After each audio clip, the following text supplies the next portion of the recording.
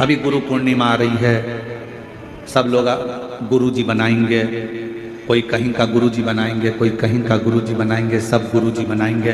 पर शिव पुराण कहती है कि 50 बार विचार करना तब किसी को गुरु बनाना, 1000 बार सोचना तब किसी को गुरु बनाना।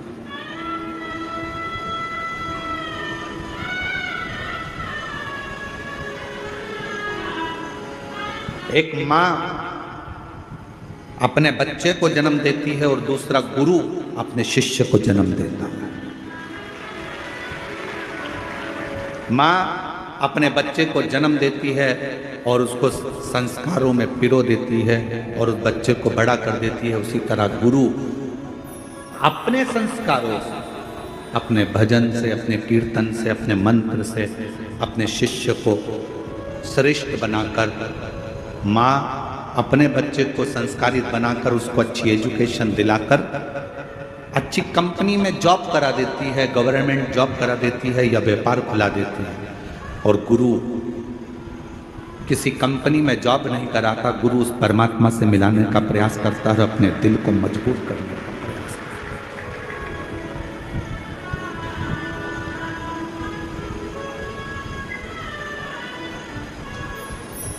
ढूंढो,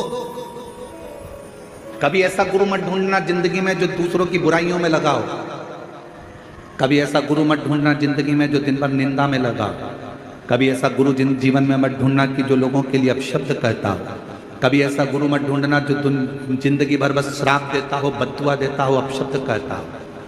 जिसके मुख से कभी भगवान का नाम प्रबलता में नहीं निकला, जिसके मुख से कभी गौ माता के कल्याण की बात ना निकली हो, जिसके मुख से कभी राष्ट्र के कल्याण की बात ना निकली हो, जिसके मुख से संसार के उद्धार की बात ना निकली हो, जिसके मुख से कभी छोटी बेटियों को बचाने की बात ना निकली हो, ऐसा गुरु नहीं चाहिए। गुरु वो होना जो हमारा भी कल्याण करे, राष्ट्र का भी कल्याण करे और जगत का भी कल्याण करे, वो गुरु हो।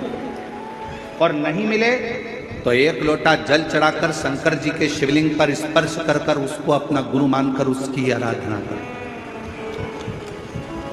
वो भी नहीं मिले, अपने घर में अपना पति है, उस पति को ही उसके वचन का स्मरण कर कर, उसी को परमेश्वर मानकर, उसी को गुरु मानकर, उसी की आज्ञा का स्मरण करना प्रारंभ कर दो। अपने घर में बुजुर्ग माता पिता हैं, अपने घर में बूढ़े सास ससुर हैं, उनको गुरु मानकर, उनकी आज्ञा का सिरोधार्य कर कर, उन्हीं की सेवा कर कर, उनको गुरु मानकर अपने जीवन का कल्याण कर।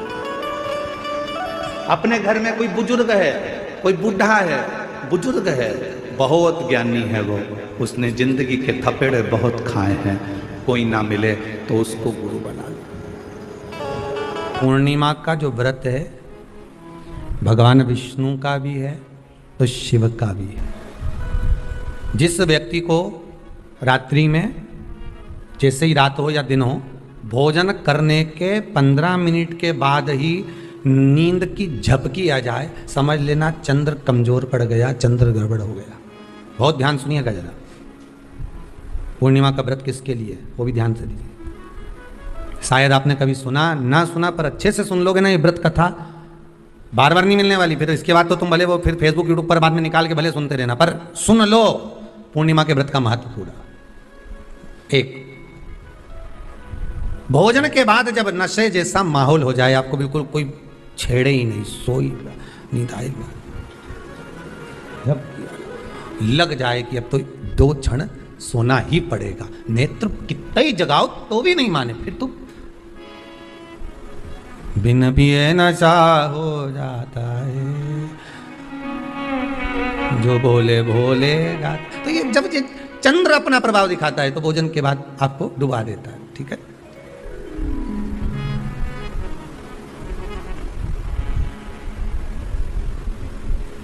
एक बहुत सरल भाषा में कहेंगे, आपको थोड़ा समझना पड़ेगा कि कहीं कहीं आपने सुना होगा कि 14 और पूर्णिमा पे कहीं गया होगा इसलिए ऐसा हो गया।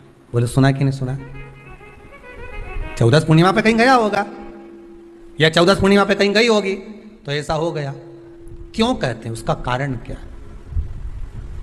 आखिर बात 1400 पूर्णिमा को क्यों लोगों ने बदनाम कर दिया कि 14 पूर्णिमा पे कहीं गई होगी तो बाल खोल के गई होगी, या ऐसा करा होगा तो वैसा करा होगा तो ऐसा हो गया, या ये चीज़ इसके साथ में ऐसा हो गया, या एक्सीडेंट हो गया, या ये चीज़। कारण क्या होता है? क्यों पूर्णिमा और अमावस्या के समय पर ही ज़्यादा एक्सीडेंट के योग बनते हैं?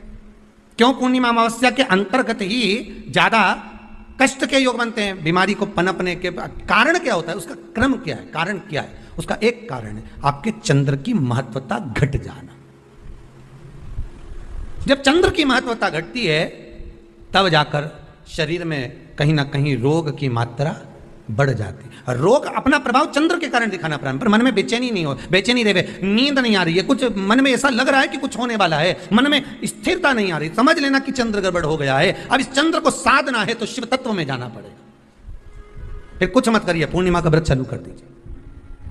क्या करना है? केवल पूर्णिमा का व्रत चालू कर दो। और कितना प्रभाव है पूर्णिमा के व्रत का?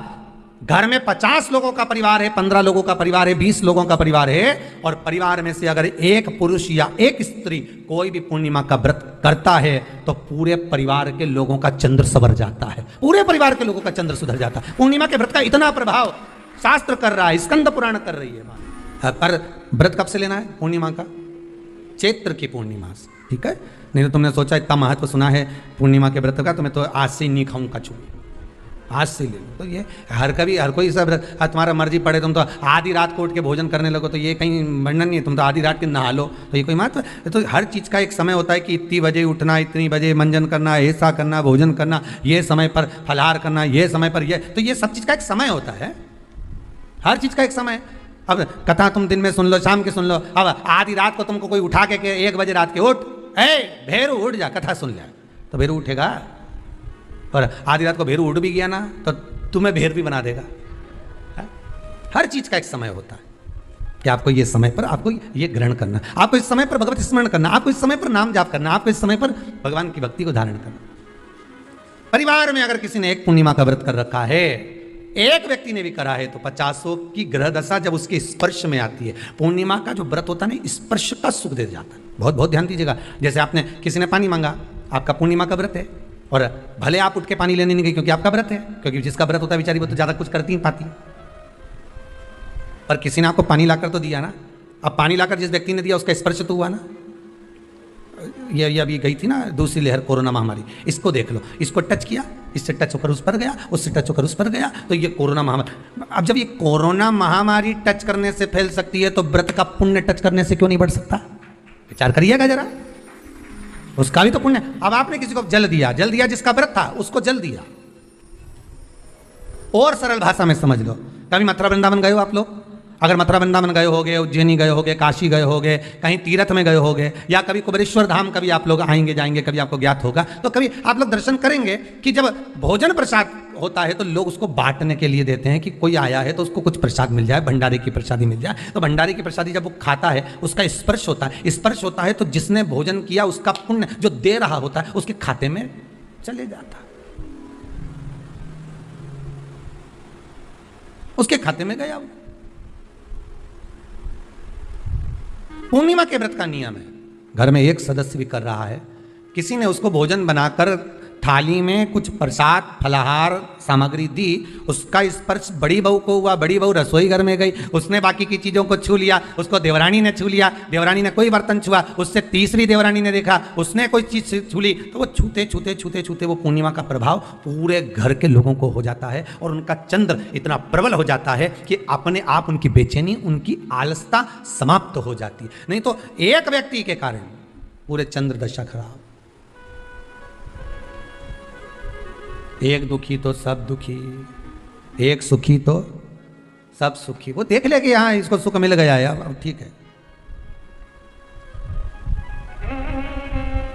जब बेचैनी लगे, 1400 पूर्णिमा आए और आपको लगे बेचैनी बहुत ज्यादा है, मेरे को थोड़ा बेचैनी, ना जाने क्यों ऐसा होता है कि 14 पूर्णिमा आई और मेरे को बेचैनी, तो समझ लेना कि चंद्र गड़बड़ है। फिर क्या करना है? एक व्रत घर का कोई भी सदस्य पूर्णिमा का प्रारंभ कर दे, ज्यादा नहीं करो तो थोड़ी करो, पर करो व्रत।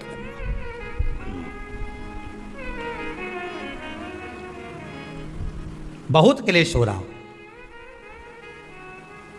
बहुत क्लेश हो रहा हो, तो पूर्णिमा के दिन खीर का भोजन प्रत्येक महीने में एक बार ऐसा नियम बना लो, अपने दीवार पे लिख लो कि पूर्णिमा है और पूर्णिमा के दिन घर में खीर बनना ही है। केवल शरद पूर्णिमा अकेली पे नहीं हो, तुम एक पूर्णिमा पे तो बनाते हो खीर, शरद पूर्णिमा के दिन तो खूब जोरदार बना बुनो के ना डोलची के छत पे धर दो उठा के, भगवान ही दर्द कहीं कहीं तो छत पे बनाए। तो बच्चे पूछ ले मम्मी ये छत पे क्यों रखी है, तो क्या अमृत गिरेगा?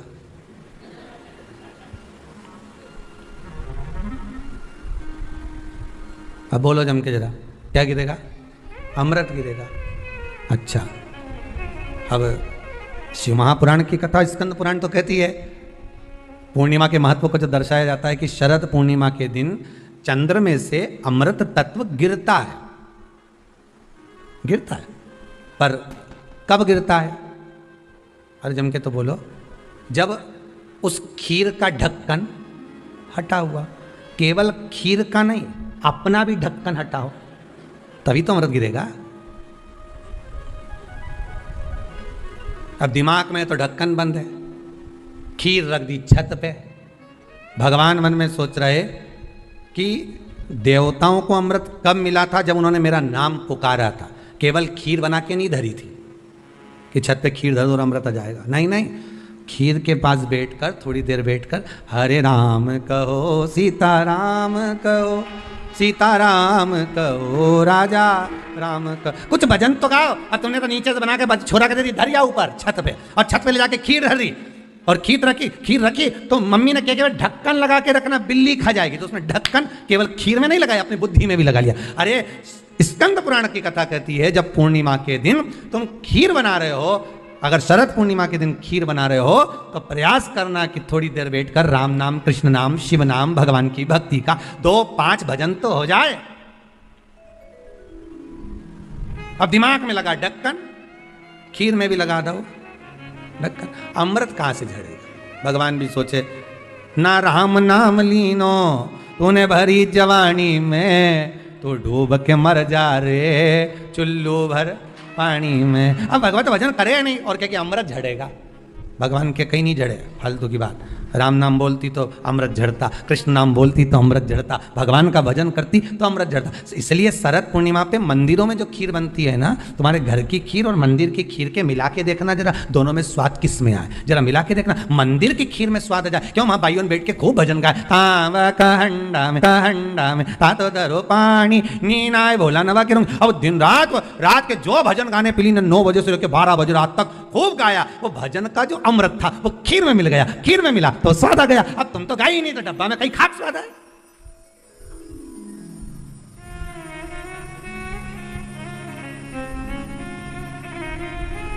अब रात्रि को छोरा से क्या, जा खीर उठाना नीचे, जो खीर लेके आया ने खा के देखी तो ये खीर तो फटी गई,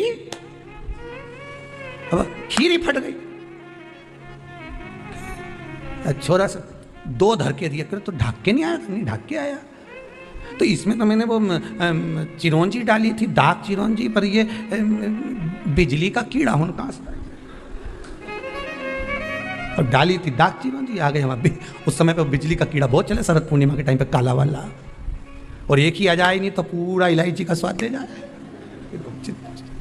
अब डाली थी दाग चिरौंजी, आ गया वह कीड़ा भी। रण की कथा कहती है, महाराज पूर्णिमा का जो चंद्र है वो विशाल का है, और उस चंद्र की पूर्णता में हमारी अभिलाषाएं भी पूर्ण हो। आप आस्था चैनल के माध्यम से जितने लोग कथा सुन रहे हैं, फेसबुक यूट्यूब पर जितने कथा सुन रहे हैं, और कुबेरेश्वर धाम में जितने कथा सुन रहे हैं, आप में से कितने लोग हैं जो पूर्णिमा का व्रत करते हैं? जो माताएं करती हो जरा हाथ उठाइए। पूर्णिमा का व्रत जो करते हो ना आप लोग, रखिए हाथ। अब पूर्णिमा के व्रत में आपने कई बार किताब पढ़ी होगी पूर्णिमा की, या आपने व्रत किया होगा, या पूर्णिमा का व्रत आप धारण करे होगे, तो उसमें पूजन कौन से भगवान की होती है? पूर्णिमा के व्रत में किस भगवान की पूजन होती है? तो कहा पूर्णिमा के व्रत में केले के खंभ लगाकर पूर्णिमा का जो अध्यापन होता है, पूर्णिमा की जो पूजन होती है, उस पूजन में शंकर और पार्वती की पूजन की जाती, शिव और नारायण की पूजन करी जाती, शंकर और पार्वती का स्मरण किया जाता है। किसकी पूजन होती है? शिव पार्वती। क्यों शंकर और पार्वती का पूजन क्यों करा जाता है पूर्णिमा के व्रत में? क्योंकि शिव और माता पार्वती ही केवल एक ऐसे हैं जिन्होंने अपूर्ण लक्ष्मी को भी पूर्ण बना दिया था। अपूर्ण लक्ष्मी को भी पूर्ण बना दिया था। किसको पूर्ण बनाया है?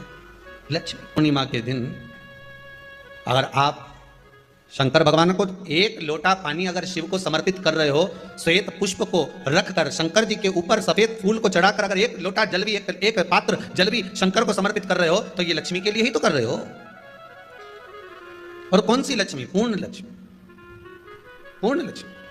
आपको पहले भी कथा में कहा, एक बार भगवान विष्णु के सामने लक्ष्मी मैया ने बहुत तेज स्वर में कह दिया था, नारायण, दुनिया के लोग आपका नाम जपते हैं, दुनिया के लोग नारायण नारायण कहते हैं, दुनिया के लोग आपका भजन करते हैं, पर सत्य मायने में कहूं ना तो मेरे बिना दुनिया के लोगों की नहीं चल सकती, मेरे बिना दुनिया नहीं चल सकती, संसार मेरे बिना नहीं चल सकता। भगवान विष्णु ने कहा, ये तो गलत है लक्ष्मी आपका कहना। एक दिन लक्ष्मी को अहंकार आ गया, अहंकार के संबोधन जब माता लक्ष्मी कहने लगी तो भगवान उसी समय पर भगवान विष्णु को क्रोध आ गया और भगवान विष्णु ने कह दिया, लक्ष्मी तू इतनी बड़ी बड़ी बात कहती है कि तेरे बिना नहीं रह सकती संसार। मैं तुझे कहता हूं लक्ष्मी, तू अपूर्ण है, तू अपूर्ण है, तू पूर्ण कब हो गई?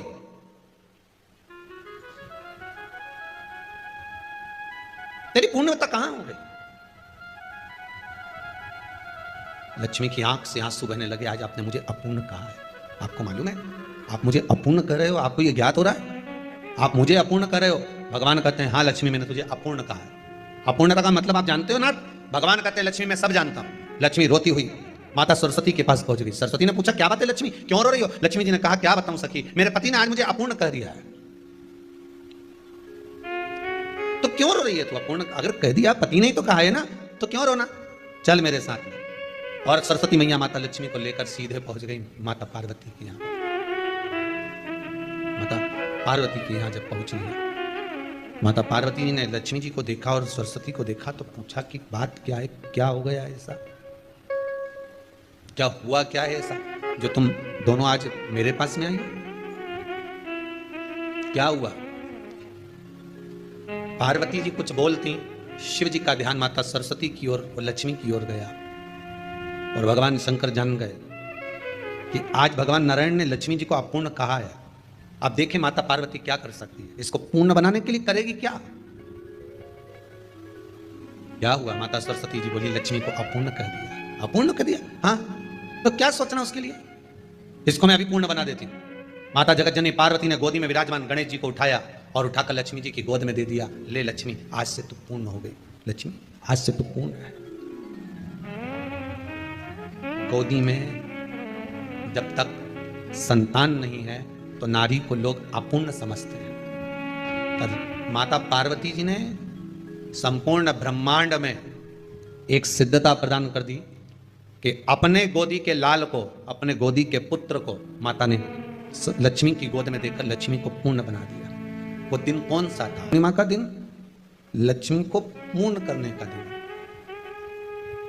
पूर्ण करने का, केवल अमृत ही नहीं बरसता, पूर्णिमा के दिन लक्ष्मी भी बरसती है। पूर्णिमा के कितने व्रत होते हैं? बोलते जाओ, जरा जल्दी जल्दी बोलो। पूर्णिमा के नारियों को, स्त्रियों को अखंड सौभाग्य के लिए, जो नारी वैधव्य नहीं होना चाहती है उस नारी को पूर्णिमा के कितने व्रत करना चाहिए? जिस नारी के यहाँ संतान नहीं हो, औलाद नहीं हो, उसको पूर्णिमा के कितने व्रत करना चाहिए?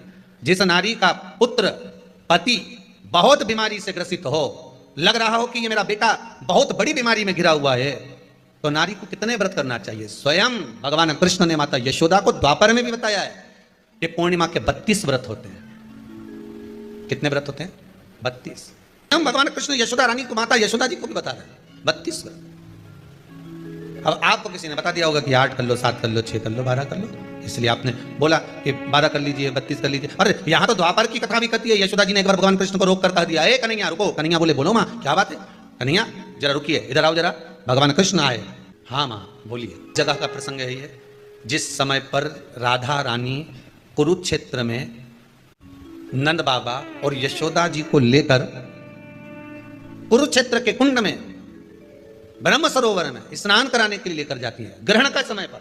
और जब भगवान कृष्ण उस कुरुक्षेत्र के उस सरोवर में स्नान करने आते हैं, तब यशोदा जी ने अपने लाला से प्रश्न किया है, पूछा है कि नारी वैधव्य होकर ना मरे, उसका पति कोई रोग से ग्रसित ना हो, उसका पुत्र किसी रोग में ना पड़े। कितना सुंदर संवाद लिखा है, अगर किसी माता का पुत्र मान लो किसी नशे में डूबा हुआ है कोई नशा कर रहा है और गलत नशा है, आपको लग रहा है कि ये नशे में डूबा हुआ है, आपको लग रहा है कि ये गलत जगह पर डूब गया है, आपको लग रहा है कि मद्यपान में, मांसाहार में या अधिक गांजा आदि का जो भी नशे होते हैं, जितने भी नशे उसमें डूब चुका है। और माँ उसको समझा रही है, तू नशे में मत डूब, तू इस काम को मत कर, तू ये गलत कर्म मत कर। माँ उसको समझा कर हार गई। तो मेरा माताओं से निवेदन है, आप उसको समझाना बंद कर दो, एक काम करना प्रारंभ कर दीजिए। हमें जो शिव महापुराण के माध्यम से शास्त्र कह रहा है कि आप 32 पूर्णिमा के व्रत प्रारंभ कर दो। उसमें करना क्या है, आपको केवल जिस दिन व्रत रहे रात्रि के समय पर कोई भी मीठा कुछ भी सामग्री आप चंद्र की रोशनी में, चंद्र को अर्घ देने के बाद, पूजन करने के बाद उसको रखो, और वही सामग्री जो नशा कर रहा है उसको पूर्णिमा के दूसरे दिन उसको खिलाओ।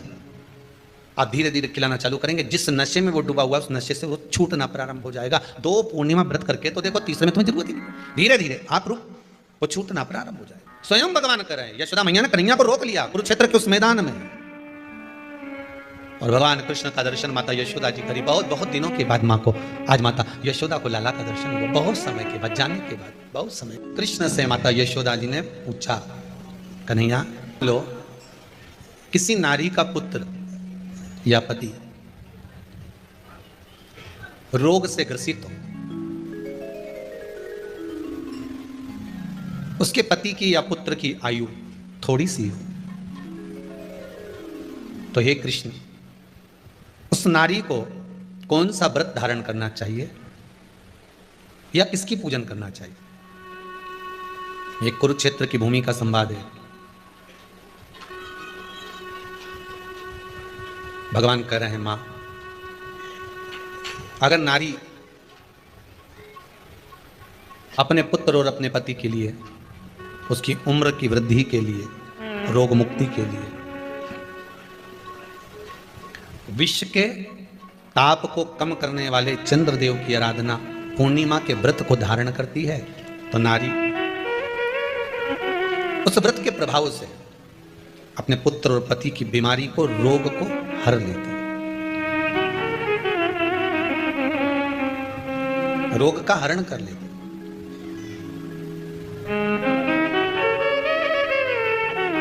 महाराज,